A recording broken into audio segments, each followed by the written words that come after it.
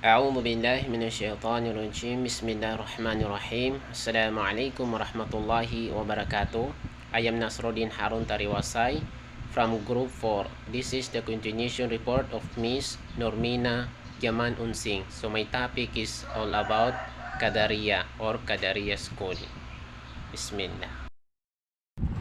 So, ang Qadariya ay sira yung mga sekta o ori ng mga Muslim na ang kanilang itinuturo ay malayang gumawa ang mga tao na sa kung ano man ang nais nila o gusto nilang gawin kahit na ito ay mabuti o masama. So whether pwede rin naman kasi lahat tayo ay may kalayaan na gawin kung ano ang gusto natin gawin sa buhay, pero as a Muslim meron tayong limitation, no?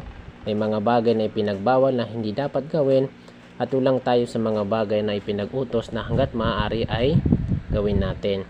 So sa Qadariya ay ang kanilang doktrina ay paniniwala ay kumbaga walang pakialam si Allah subhanahu wa ta'ala sa kung ano man ang gusto nilang gawin, whether it is good or bad. But in Islam, si Allah subhanahu wa ta'ala ay nagsabi sa marangal na Quran, like sa Suratul Baqarah chapter 2 verse 256. No, sabi niya Allah, la ikrah fiddin. There is no compulsory in religion o walang sapilitan sa pananampalataya. Kad tabayanu rusdu minal ghay. At sinabi niya Allah subhanahu wa ta'ala, ang mga bagay na mabuti ay higit na malinaw sa mga bagay na hindi mabuti. Kumbaga yung mga gawain na mabuti ay maliwanag kaysa sa mga gawaing masama. So sa Qadariya, kumbaga sa kanila free yung mga tao na gumawa ng masama at mabuti. So yun ang kanilang paniniwala, kumbaga walang pakialam si Allah subhanahu wa ta'ala kung ano man ang kanilang gawin sa buhay. Qadariya naman sa root word nito na qadar means power o qadar ibig sabihin ng yung kapangyarihan. Kapangyarihan na gumawa sa kung ano ang gustong gawin ng isang tao kahit na ito ay mabuti o masama.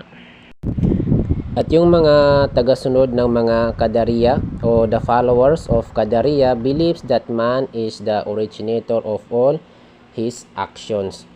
So, tama naman na lahat tayo ay responsible sa kung ano ang ating ginagawa. So, hindi naman natin pwedeng isisi sa ibang tao yung mga kasalanan na nagawa natin, bakos tayo pa rin yung mananagot dito sa mga bagay na ginawa natin na mabuti ay makukuha natin yung gantimpala nito, at yung mga bagay na nagawa natin na ipinagbabawal, in case makukuha rin pa rin natin yung mga parusa kung hindi tayo magbabalik loob. And one of the companion of Prophet Muhammad sallallahu alaihi wasallam, one of the famous companion of Prophet Muhammad sallallahu alaihi wasallam, Abdullah bin Umar, so winarningan niya yung mga tao na wag pakinggan o wag nilang pakinggan si Mabad bin Abdullah al-Juhani. Later on ay naging si Hasan al-Basri, called o tinatawag sa pangalang Mabad. So itong dalawa na to yung kinukonsider na founder ng Qadariya School o Qadariya Manhab. So for this topic hanggang dito na lamang po. Muli, assalamualaikum warahmatullahi wabarakatuh.